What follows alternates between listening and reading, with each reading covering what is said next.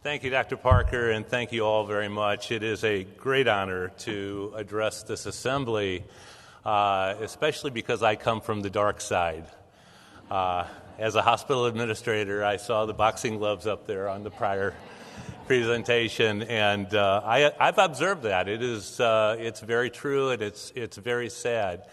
But it is a result of the pressures that we all feel, and I think he enumerated them very well. From the physician's perspective, which I've observed over a 40-year career of, unfortunately, physicians' lives being torn to pieces, personal lives, just like Dr. Parker's wife said, because of the strains of the provisions of care and then all of the bureaucracy that's added into that. And then you add into that the pressures on hospitals, particularly the last 30 years, which is basically my whole career, when the reimbursement mechanisms all changed from being cost-based to being diagnosis-related, where just the minimization of funds and reimbursement really put a strain on the ability to provide compassionate care. I came out of administration school and went to work for a Catholic system and was just delighted. It was a wonderful system full of compassion towards the patients, towards the poor, the vulnerable. And in 2 years, when we flipped over to DRGs, everything went focused in on finances, and you could palpably tell the difference. This morning, Bishop Conley focused his homily on the real presence of Jesus and how that brings us back into focus in everything that we do. I couldn't agree more, and it's so visible when you see it as a presence in what we're doing. And I think that's a problem that we've run into, is that we've lost that focus on the true purpose of what we're doing. The Catholic Church has led the delivery of health care from the time of Jesus Christ. We didn't run into these problems that we have right now until we started turning that over to the government. And we allowed them to come in and dictate. Why did we allow them to do that? Because they held the purse strings. While we did it on our own, we didn't have that problem. The same thing was in education in our country, and you see that happening. I'm going to make a shameless plug for three sisters sitting in front of us. Three of my best friends, part of probably the system that I admire most in our country, that has been able to keep their focus on the true purpose of the delivery of health care, and that is, as Padre Pio would say, caring for the twice Jesus, the suffering and wretched Jesus in the patients that we see. These sisters have been, their congregation was formed on perpetual adoration. From the time they were formed, they've been 24/7 in the 1800s over in Germany in front of the Eucharist. And they are in Mishawaka, Indiana. The Franciscan Alliance and the Sisters of St. Francis of Perpetual Adoration are in front of the Eucharist 24/7. I contend that that's why their system has been able to keep their focus. Now, Sister Jane Marie Klein has helped out an awful lot, too, and to keep that focus, and it's absolutely wonderful. Anyway, I divert a little bit, but only a little bit, because you're going to see in my presentation the focus that we have on what we're doing, a very exciting vision to bring Padre Pio's model of healthcare that you may or may not be aware of. Many of you are aware of Padre Pio, I'm sure, but I was unaware that he actually had developed an incredibly impressive hospital over in the middle of nowhere in Italy. It is now a 1,000-bed regional referral center, and it's owned by the Vatican. It's called the Home for the Relief of Suffering. I'm going to play a video that EWTN did for us. They interviewed Cardinal Burke, Raymond Burke, who is our Episcopal advisor, and me when we were over on a trip last May. And it'll give you a good overview, I think, of what we are doing, and then I'll address that more specifically. Could we run the tape, please?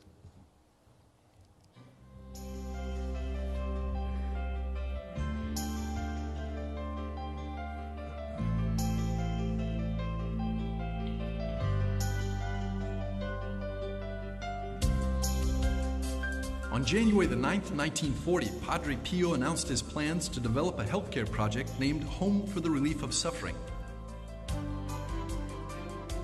This project was fully realized, opening in 1956.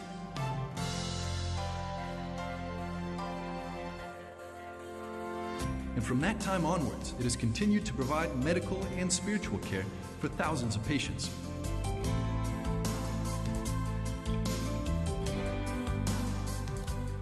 The Home for the Relief of Suffering is not only a modern-day hospital and medical research center, but also a new healthcare conception where evangelical values are implemented on a daily basis.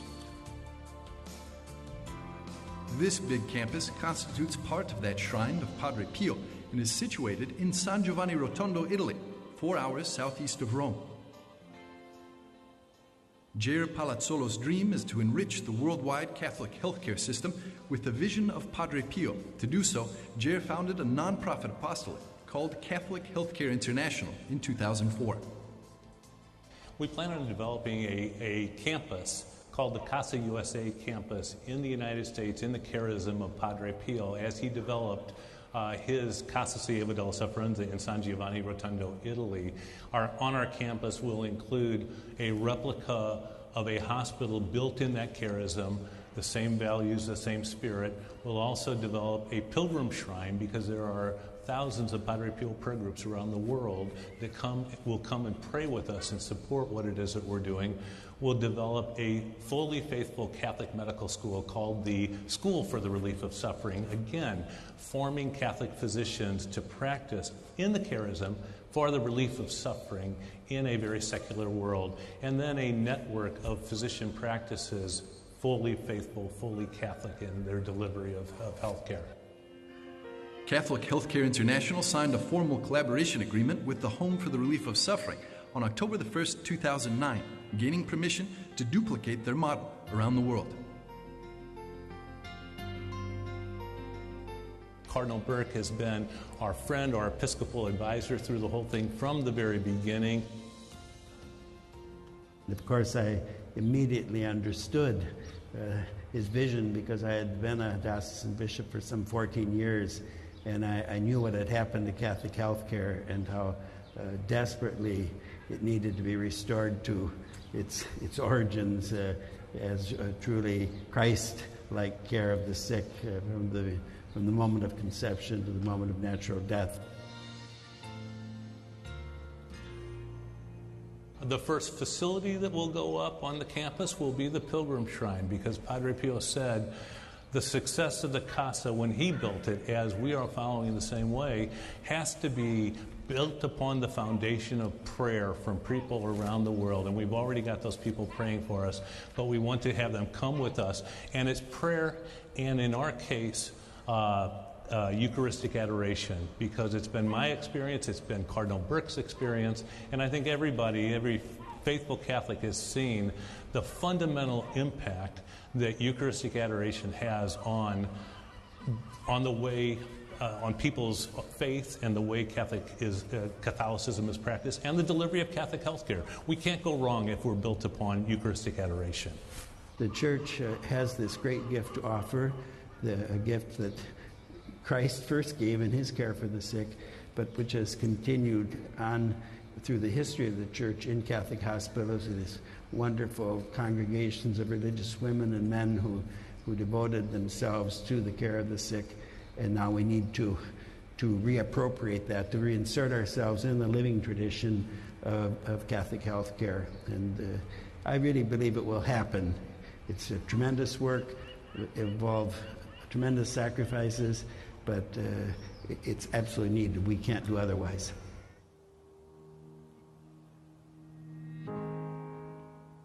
A part of the concrete healthcare project in the state of Michigan and an educational program, Healthcare International has engaged in a campaign to establish formal Eucharistic adoration programs in the chapels of Catholic hospitals around the world.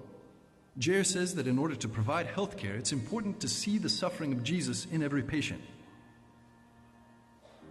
Maybe the mystery of suffering will never be understood, but we need to realize that suffering does have great value. This is why it's important for Catholic hospitals to place Jesus at the center of their healthcare activities.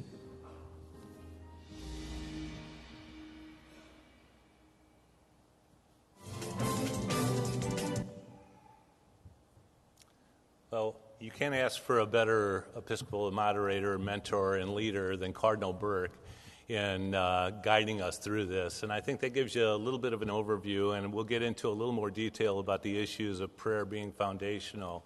But as you can see here, many of you know who Padre Pio is. He was a great saint, miracle worker, had the stigmata, could read the hearts of people that confessed to him. But what many people don't know is the hospital that he built. And he called it the Clinic for the Body and the Soul. And the Home for the Relief of Suffering focuses in on a different focus. It's not just caring for the body. It's absolutely that in the highest way with the best of technology, but it is also all of the issues that are relative to the theology of suffering. There is such great value in suffering, and it goes unattended. And if you think about it, when you walk into your hospitals, a 300-bed hospital has 300 people in there, very vulnerable, who Christ is saying something very special to each one of them. They're incubators of the soul, and we don't realize that and give that enough attention. It is Vatican-owned, and it does have the best of technology and care. The Padre Pio prayer groups are really a key thing also, and before he ever built this hospital, which he calls, by the way, his greatest work on earth, of all the things he did, this is his greatest work on earth. Before he started developing the Home for the Relief of Suffering, he developed an international network of prayer groups, formally chartered over in San Giovanni Rotondo. There are 3,500 of them now, praying for the work of the Casa and for our work, which is an extension of the work of the Casa. We have 125 plus of them here in the United States, and I'll tell you about, we just started up 2 new ones where we're focusing our work up in Michigan. That's a picture of Padre Pio and of the friary when he first arrived. This is the Casa on Inauguration Day, 300 beds, and Padre Pio saying his Mass there. This is the campus now today, sprawling 1,000 beds, and the whole community has grown along with it. As Padre Pio said, if it was just a solace for bodies, it would only amount up to a model clinic, built by the means of your extraordinary generous charity. But on the contrary, it's pushed to be an active reminder of the love of God through the call to charity. The focus of Jesus in these patients is critical. The hospital was, the vision that we follow, which I'll address in a second, was stated in 1950, and we formally came together in 2004 and did the collaboration agreement in 2009. And the vision that we have was stated 6 years before the hospital was open. In 1950, Dr. Sanguinetti, whom Padre Pio chose personally to build the hospital for him, was quoted in their magazine as saying, "The Casa Sieva della Sofferenza should therefore be the first link in a great chain.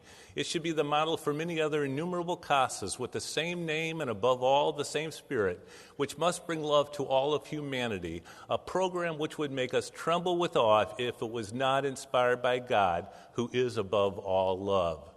There was a purpose from the very beginning that it wouldn't just be one casa, but the casa charism would spread throughout the world. And that's our calling as we believe it to be and as we're bearing our work now. This is an illustration of our vision. We did build initially a large full-service clinic in the poorest of the poor areas in Appalachia called Casa San Pio, and then we turned that over to the Diocese of Lexington. And now we're working in the state of Michigan.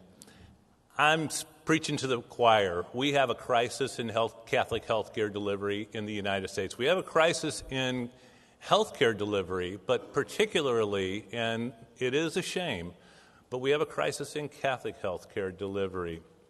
I don't know how aware you all may be, but we probably would not have, or as President Obama said, we would not have Obamacare if it wasn't for the Catholic Health Association and it wasn't for the Catholic Church. That's a scandal, and it's a shame. But at the 11th hour, when there was a group of people who were holding out, the Stupak gang or whatever, they were holding out, and Obamacare was not going to pass.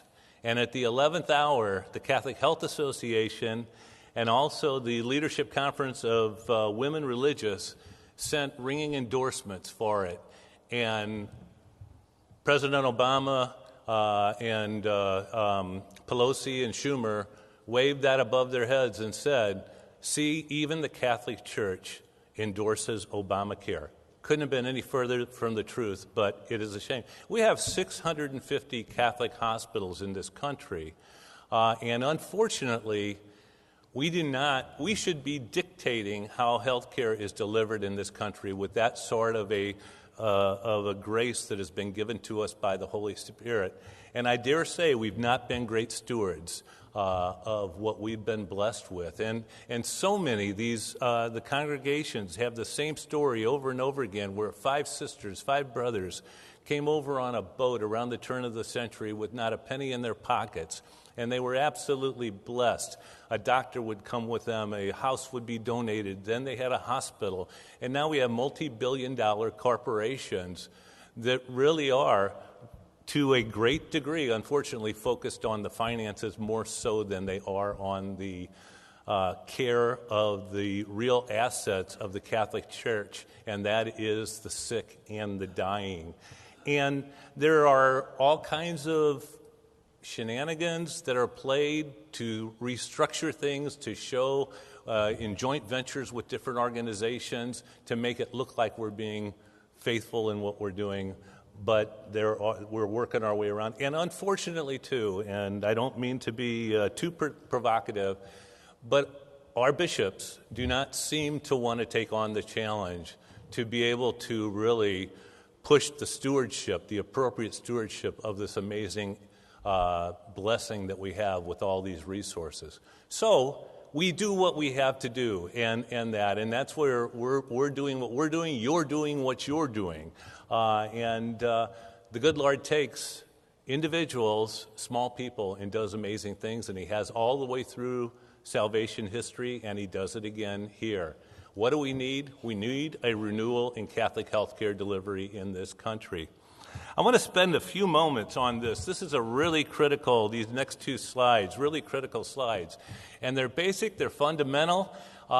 We had a retreat in 2012 over in Rome, our leadership team, and we asked Cardinal Burke to speak on Catholic healthcare delivery in a secular world.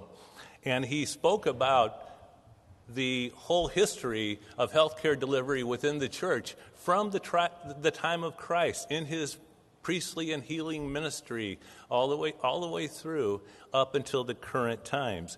And he laid out then 7 fundamental guiding principles, elements he called them, that if Catholic institutions would follow these, then they would flourish and they would be very consistent with the teachings of the church. And they're very, very fundamental, but it's so important, and we overlook these.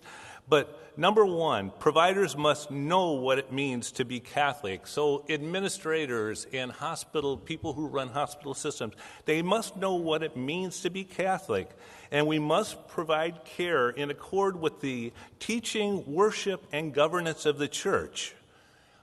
Teaching, worship, and governance of the church. We are a part of a universal church. We must have a commitment to the care of the sick and the dying in the church. The sick and the dying, you'll hear that over and over again. That's our main focus.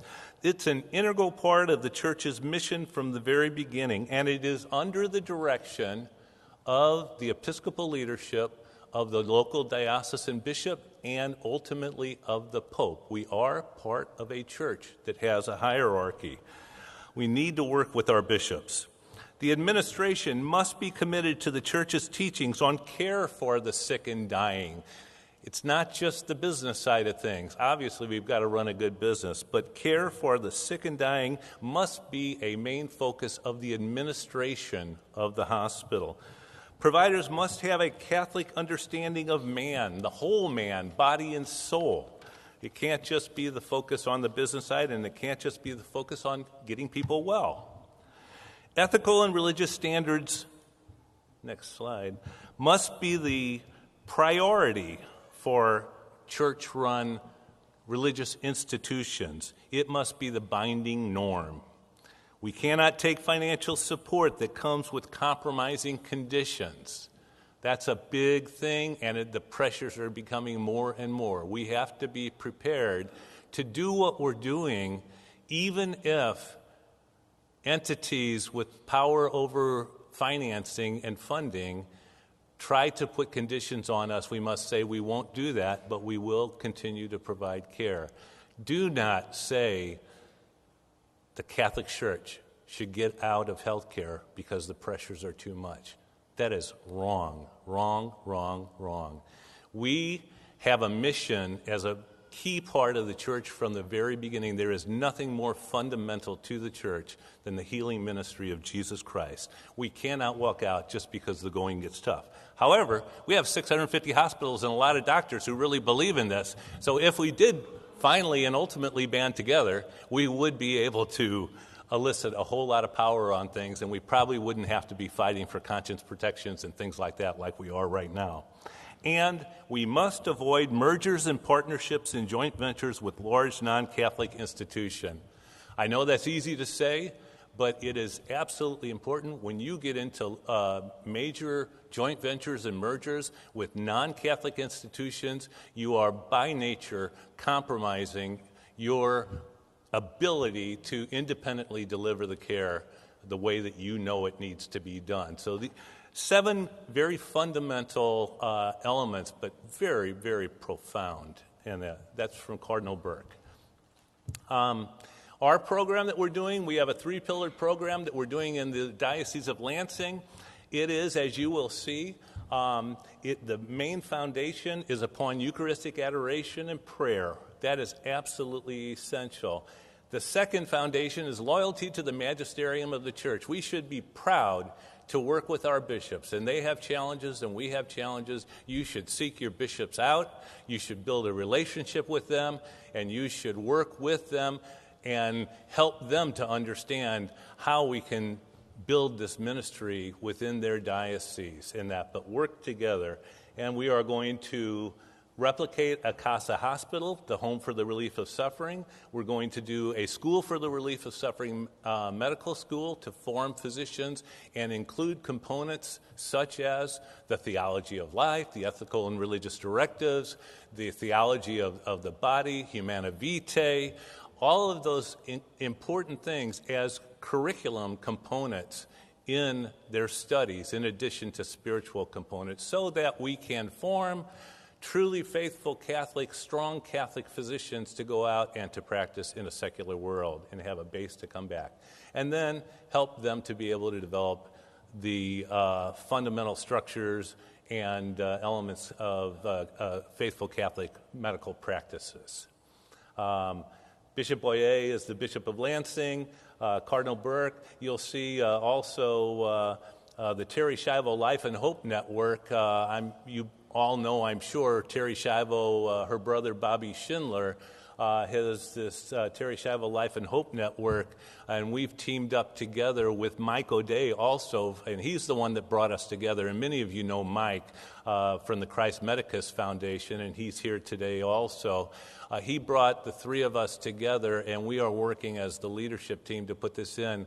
And ultimately, and probably one of the first things that we will open up, probably sooner than later, is a Terry Schiavo Rehabilitation Center, which will be a unit initially within another world-class rehab facility that will be dedicated to the charism of Terry Schiavo for patients with traumatic brain injury, so that they can come, be cared for with the understanding and of the dignity, their desire to live and the dignity of life, and to get them to rehabilitate back to the most normal life that they can.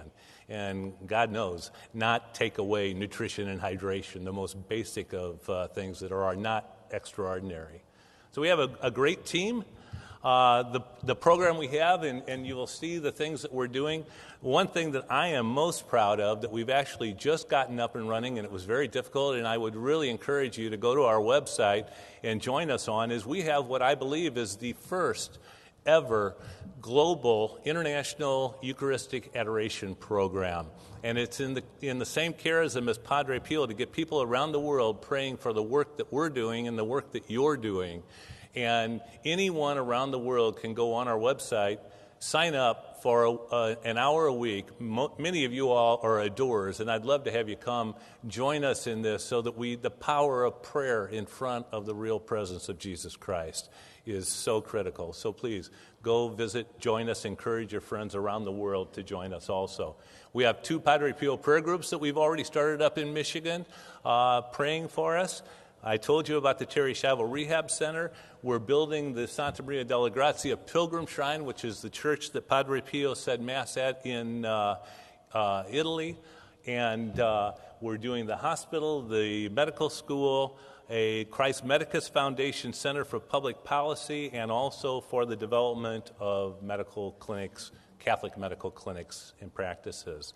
These are our leadership folks. That's the location of where we are in Michigan, right between actually Detroit, Ann Arbor, and Lansing. It's in the Diocese of Lansing. This is a critical thing. Everything we're doing is based on the reliance of providence. Pray, hope, and don't worry, as Padre Pio said. Padre Pio would not take funds to borrow from banks and from venture capitalists, because he said you would have to rely on them and in what you're doing. He relied on Providence to build his 1,000-bed hospital. We're going to do the same thing. And I know that there are good Catholic people that want to see this happening. The Terry Schiavo Rehab Center, it's going to cost probably $1 million per bed that we have in there per year to underwrite the care for those patients, because insurance doesn't care for it. We know that there are good Catholics out there that want to see those types of patients cared for, that don't want to see another Terry Schiavo case happen again, which they are, unfortunately, happening over and over again. This is our leadership group over when we were over with Cardinal Burke over in Rome. And this was the quote from Padre Pio the first night that he brought together his 4 people, I think, that they were, and he presented to them his vision to build this Casa Hospital. And he said, "This evening my earthly work has begun. I bless you and all those who will contribute to the work, which will become bigger and more beautiful." He considered that his work on earth, that's when it began, and he also blessed us because he saw that this was going to go forward, get bigger, and spread. I would encourage you once again, please go visit us, join our adoration program. We'd love to have your support, and I know many of you would love to be a part of this type of a thing. We are not looking to build a system of hospitals. We are looking to build one model beacon of light that we can then be a base, both in the delivery, in the hospital and the physician practice side, as well as the school for the relief of suffering, which is very exciting. And we actually may have the ability, by building a school within a school on phase 1, of being able to get students enrolled within the next 2 to 3 years. So these are coming to play. It's taken a long time, and God is good, and He will provide. So thank you very much for listening to me. I appreciate it.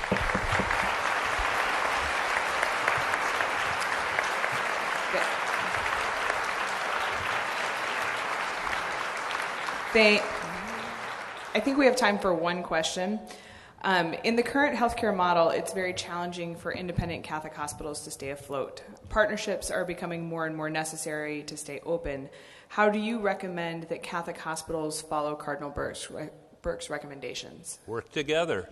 We have 650 Catholic hospitals. If we were all committed to operating within the teachings of the Catholic Church under the magisterial guidance and leadership of our bishops, who are struggling as much as we are in this, if we all banded together, we would have a strength and power to be able to do things.